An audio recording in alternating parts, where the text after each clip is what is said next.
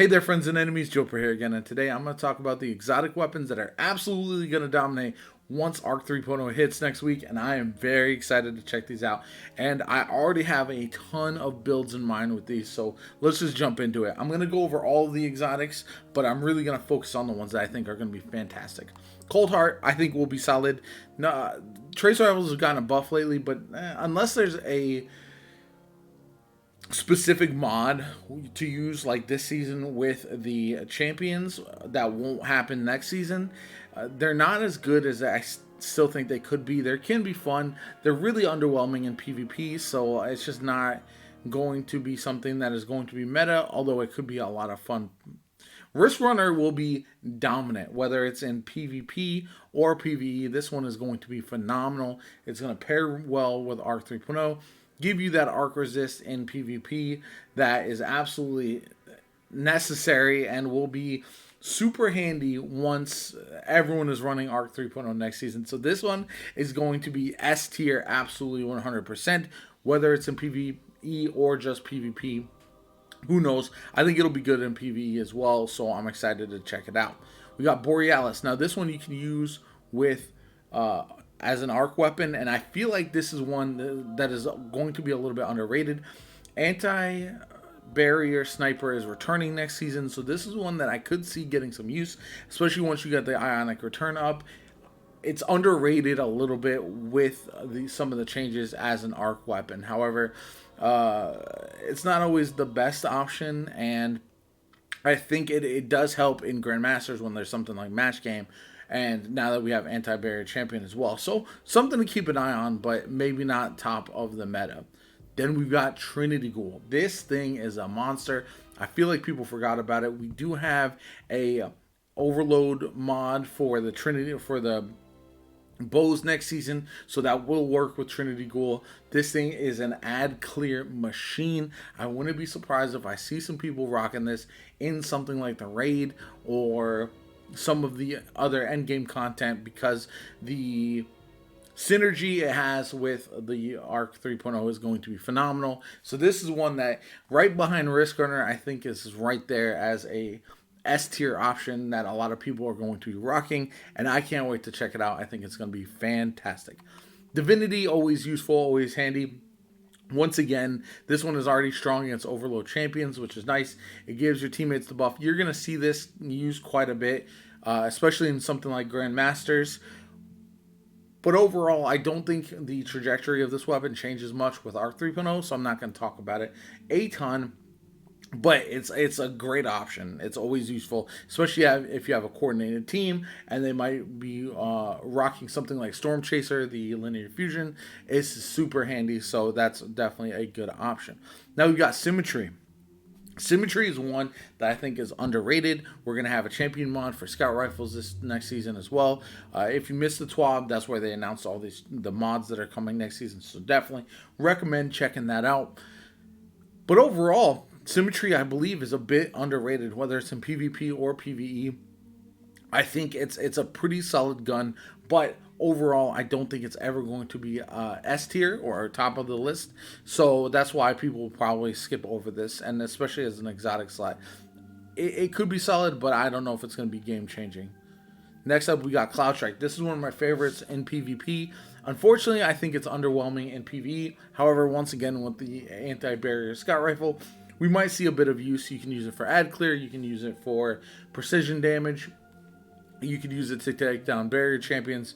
I'm not sure exactly if this will one-shot barriers in, like, take down the barrier in Grandmasters or anything like that. So that's something to keep in mind. However, solid weapon, a lot of fun to use in PvP. If you're going to be rocking Arc 3.0 anyway, you might as well throw something like this on and get a nice little benefit from that. Next up, we got Fourth Horseman. This one was a bit of a meme, only with the recent glitch with the hand cannon from the event this season. But overall, it's never a top tier option unless you are able to completely get ridiculous stacks of ammo or something like that. So I just don't think Fourth Horseman is ever going to be all that good unless they give it a major buff. Now we've got the edge of concurrence. I don't even have this one because I don't play Hunter currently, but I will say this is one that could be fun. I think glaives are interesting. I just don't think this one is worth a exotic slot personally. But again, if you like glaives, this is definitely one to check out and try. Then we've got Dead Messenger. This is another one that swaps the elemental type. So this weapon is good. Waveframe grenade launchers in PvE are really solid. So this is one that I think will synergize really well and allow you to take down multiple types of shields if necessary in something like Grandmasters. The only thing that it struggles with is not having an option to take down any kind of champions. But overall, I think this will be a solid, useful weapon, not really changing a whole lot with Arc 3.0.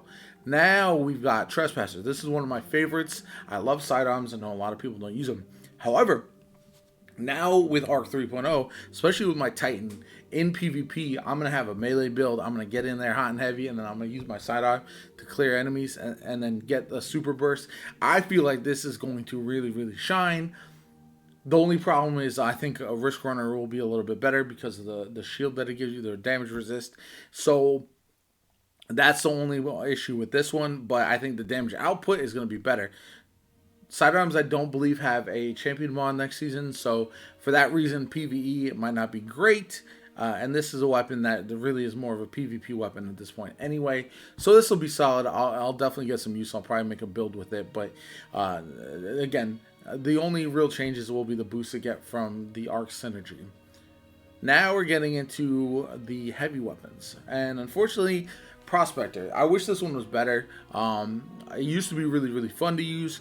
However, grenade launchers have kind of fallen down the pecking order. I know grenade launchers are getting a buff going forward. I just don't see this one really shining anytime soon.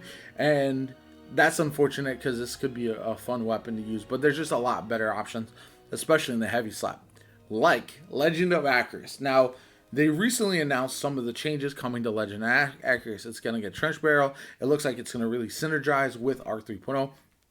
I have a strong feeling this is going to be a Legend of Acrius meta for damage, and I'm here for it. I'm ready to go take down big bosses with a shotgun like we used to, and Legend of Acrius is one I've actually used in something like Gambit last season as I was doing the shotgun quest and running double shotguns or even triple shotguns in Gambit. It was a lot of fun, and I think it's really good. But now it's going to be phenomenal. I really think this is going to be strong.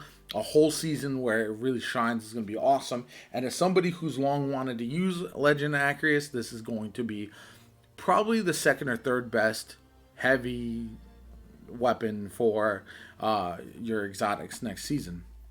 Then we go to Darcy. This one has never gotten a chance to shine.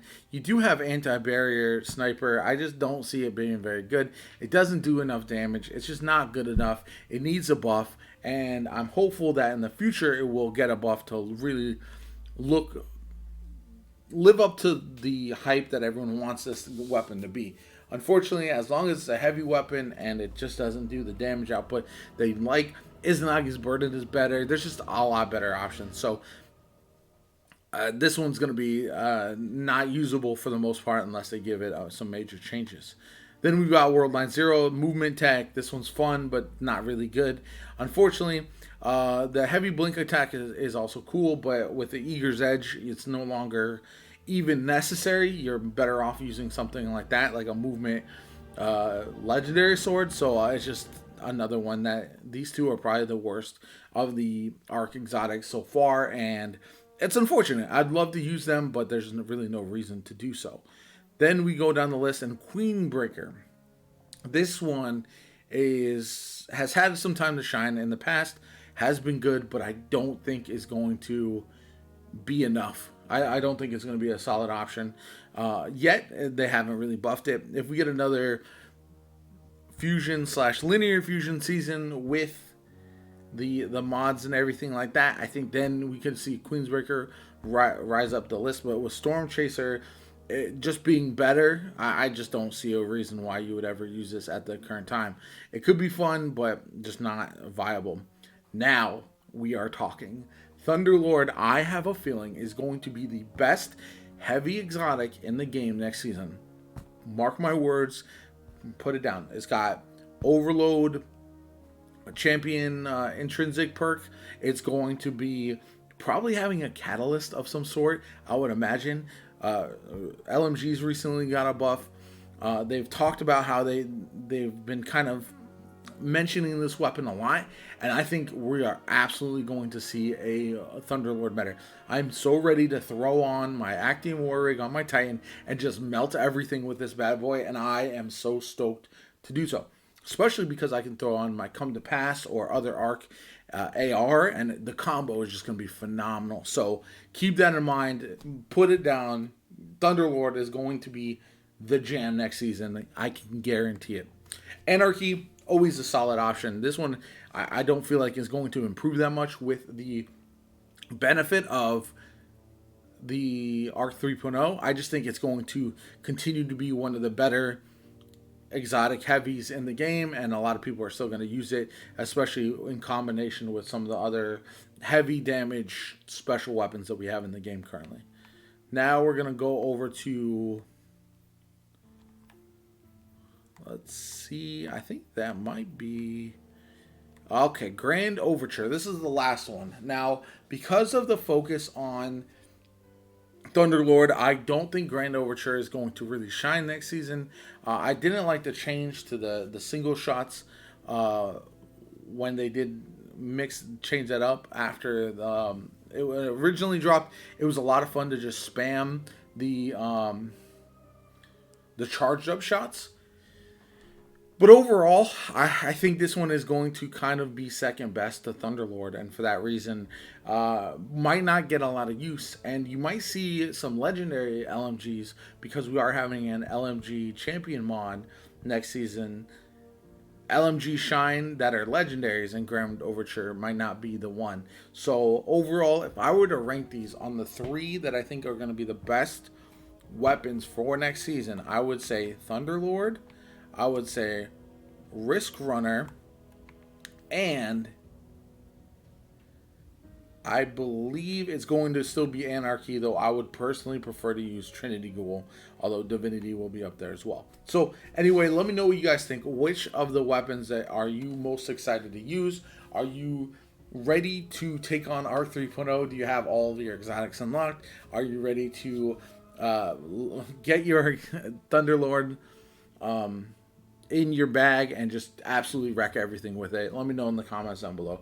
Like the video, subscribe to the channel if you want to see more Destiny 2. I'm going to have too much content to keep track of next season with Arc 3.0 and the Lightfall reveal. I'm very excited about that. Anyway, I hope you enjoyed the video. My name is JoPa, and I'll catch you all later.